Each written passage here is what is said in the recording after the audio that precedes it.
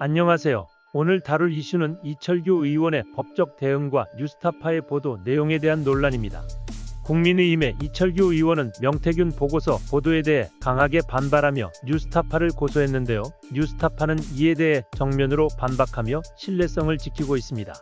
이철규 의원은 29일 신용환과 뉴스타파 대표 김용진 기자 이명선을 명예훼손 혐의로 서울경찰청에 고소했습니다.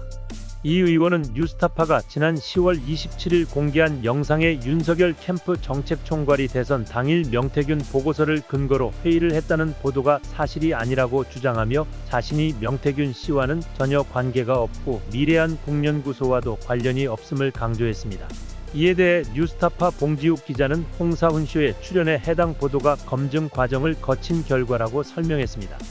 봉 기자는 뉴스타파가 다양한 신뢰할 수 있는 출처와 자료를 바탕으로 보도를 준비했다고 강조하며 이 보도가 단순한 허위 사실이 아니라는 입장을 분명히 했습니다.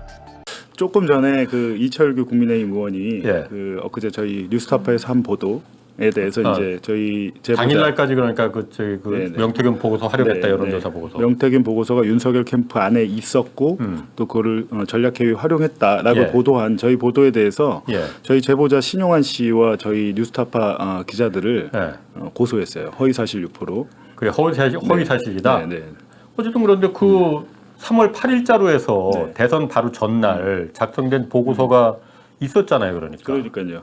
그거는 움직일 수 없는 사실이잖아요. 그게 어떻게 캠프 안에 있었다는 것은. 왜냐하면 신용환 그 씨가 가져왔을 때 그 파일을 저한테 보여줬을 때, 그 강혜경 씨가 그 관련된 파일을 오픈하기 전이에요.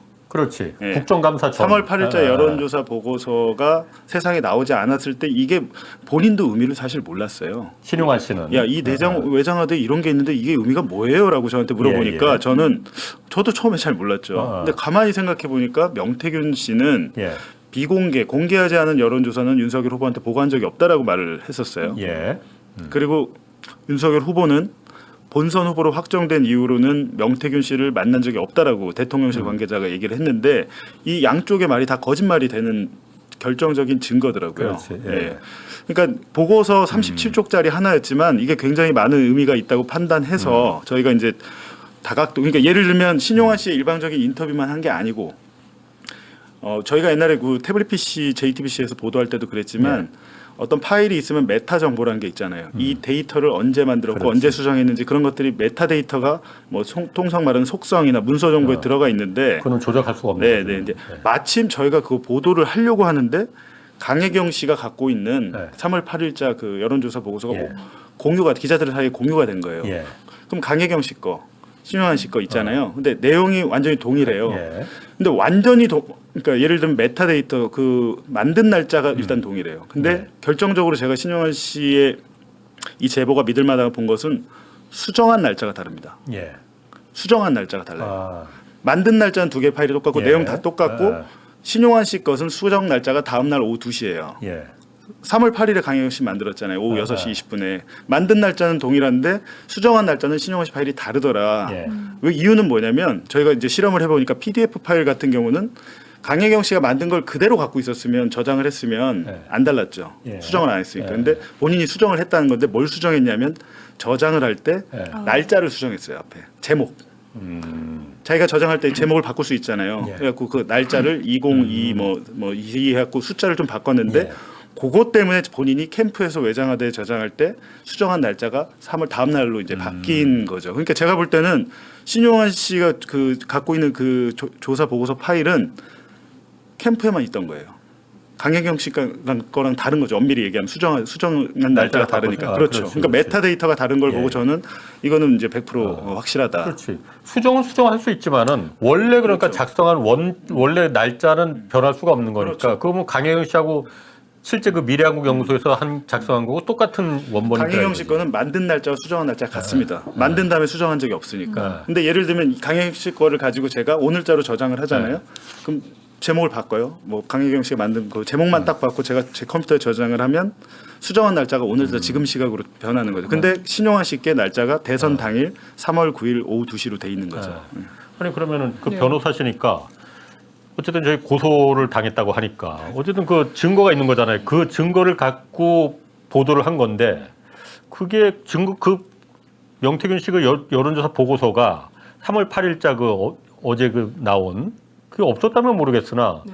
그게 있는데 그게 명예훼손이나 허위 사실이 될 수가 있는 겁니까 이게? 일단 그 보도 내용이었잖아요. 네. 그리고 실제로 지금 말씀 주신 걸 보면 PDF 파일이니까 뭐 가공해서 갖고 있을 수도 없고, 그리고 그렇지, 그분이 네. 제가 보도 내용을 봤을 땐 신용환 씨가 그 대선 당일 회의에도 참석을 하고 공유했던 문건을 본인이 봤기 네. 때문에 구체성을 띠고 이야기를 해요. 네. 지금 기자분들을 한 거잖아요, 고소를. 아마 허위사실 적시에 의한 명예훼손 등등으로 의유를 했을 것으로 보이는데 기본적으로 기자들한테는 개인을 명예훼손할 그런 동의는 없습니다. 퍼블릭 피규어예요. 이 윤석열 대통령이란 사람은. 예. 그렇기 때문에 굉장한 공론의 장에서의 어떤 검증의 대상이 되는 겁니다. 그렇죠. 그리고 기자가 그 기사를 쓸 당시에 사후적으로는 팩트가 틀릴 수 있어요. 왜냐하면 실체에 접근하기 굉장히 어렵습니다. 이런 보도의 특성이. 의도가 있느냐 없느냐. 그렇습니다. 그래서 그 취재 시점에 이걸 진실로 믿었고 그게 객관적으로 증빙이 되고 어떤 취재 과정을 거쳤는지. 근데 지금 제가 봉 기자님 말씀을 들었더니 이건 저도 사실로 이제 인지가 되고 이 정도를 허위로 처벌까지 한다. 이거는 굉장히 법률적으로는 저는 불가능하다고 보고요. 다만 그렇지만 그럼에도 불구하고 법적인 문제 제기를 하는 다른 정무적인 정치적인 의도 내지는 그렇지. 판단이 있어 보입니다. 뭐 그렇게 이번 건은 그렇게 걱정하지 않으셔도 되겠네. 근데 뭐 저희는 이왕 뉴스타파는 예. 대통령에 대한 명예훼손으로 지금 재판을 또 네. 받고 있잖아요. 네. 저희는 괜찮은데 저희 제보자 신용환 씨에 대해서는 걱정이 상당히 되죠. 본인은 사실은 본인이 그 이름과 얼굴 공개 안 하려고 했어요. 그러시군요. 근데 이제 제가 만약 이제 이걸 하게 되면 본인이 공개를 안 할 경우에는 본인이 또 그 정치인이잖아요. 네. 예. 정치를 하려고 하시는 분인데 그렇게 되면 이게 그 증언의 신빙성이 너무 떨어진다라고 해서 본인이 굉장히 고민을 하는 상태에서 지금 인터뷰를 했는데 하자마자 이제 이철규 의원이 그런 거는 이철규 의원이 지금 신용환 씨의 외장하드 7GB거든요. 뭐가 있는지 몰라서 그럽니다 지금. 겁이 나겠죠. 그걸 막을 의도도 있는 막을 그게 의도가 있죠. 더 예. 크겠네. 그러니까 이 입을 막아라. 윤석열 정권의 예. 특징은 딱 있잖아요. 입틀막. 네. 예. 예. 거기서 쫄면 안 되는데. 저희는 뭐 이 정도로 쫄겠습니까? 아니 그렇게 제보자 신용환 내용이죠. 씨. 저희는 국기문란 사범이기 때문에 이런 뭐 명예훼손 이런 건 저기 뭐 쫄지 않는데 다만 이 제보자 신용환 씨는 굉장히 또 걱정을 많이 위축되시죠. 위축이 될 그렇습니다. 수밖에 없죠. 하여튼 잘 좀 어쨌든 그 외자가대에 여러 가지가 담겨 있을 수 있으니 그거 지금 분석 중이죠. 분석 중이고 지금 몇 개 더 나갈 텐데 명태균 씨 건 말고 예. 예, 좀 엄청난 것들이 있더군요. 명태균 말고 예, 또 나라를 뒤흔들 만한 것들이 있더군요. 그래서 그런 것들을 잘 취재해서 빠르게 하려고 요즘 거의 잠을 잘 못 자거든요. 그것 때문에 며칠 동안. 그래서 저희 이제 저희 후배 기자, 저희 팀원들도 지금 덩달아 다 잠을 못 자고 고생하고 있는데 결국에는 이제 제보자 신용환 씨가 용기를 낼 수 있는 것은 이제 국민들이 좀 지지와 성원일 것 같습니다. 아니 그럼 나 궁금하네. 그럼 지금 말씀하신 대로 외자가대 이거 본 주제 들어가기도 전에 막 이거 좀 복잡한데 신용환 씨가 외자가대 말씀하신 대로 명태균 씨 거 말고 나라를 뒤울 만한 건들이 있더라는 거잖아요. 몇 개 있더라고요. 그럼 그거는 신용환 씨는 그거를 인지를 못했던 거예요, 그러면은? 본인이 이제 오랫동안 뭐 예를 들면 그게 그 관련 부분만 7GB고 예. 전체로 하면은 이게 몇백 기가 될 거 아닙니까? 예. 근데 그런 것들이 다 저장이 돼 있으니까 예. 그걸 다 본인이 리뷰하진 않았잖아요. 뭐 내가 이걸 폭로해야지 이렇게 하신 게 아니거든요. 우연히 보다가 그 여론조사 보고서 파일 하나를 보신 거고 예. 이게 무슨 의미가 있을까 해서 저한테 물어본 것뿐이었지 나머지는 이제 본인도 이제 바쁘고 그렇게 못 봤을 거 아니에요. 일단 그 컴퓨터에 그러니까 이것저것 들어오는 정보들 다 일단 저장해 놨는데 그렇죠. 그걸 네. 다 열어보진 그렇죠. 않았을 수도 네, 있고 네, 네. 그 지금 열어보니까는 거기서 뭔가 폭탄이 될 만한 게 몇 개가 더 네. 있더라. 그리고 이제 방송에 나와서 말씀하신 것도 굉장히 자제해서 말하고 있는 겁니다. 예. 그 되게 확정적으로 말을 안 하죠. 원래 스타일이 예. 되게 조심히 많은 예. 스타일이셔서 그런데 저는 이제 저희가 볼 때 저렇게 말을 하는 근거는 없지 않다라는 거고 이철규 의원님께 한번 제가 말씀드리고 싶은데 고소인의 저를 빼셨더라고요. 왜냐하면 이제 그 보도를 한 당사자 제 후배 저희 팀원인데 사실상 그 이 방송 이 아이템을 기획하고 만든 건 저니까 이철규 의원님은 이 방송 보시고 저를 꼭 고소해 주시기 바랍니다. 아니 봉종을 왜 뺐어? 그러니까요. 매기는 거네. 저를 빼고 김용진 대표를 넣었더라고요. 매겼네, 매겼어. 봉지욱. 보도한 이명선 기자 예.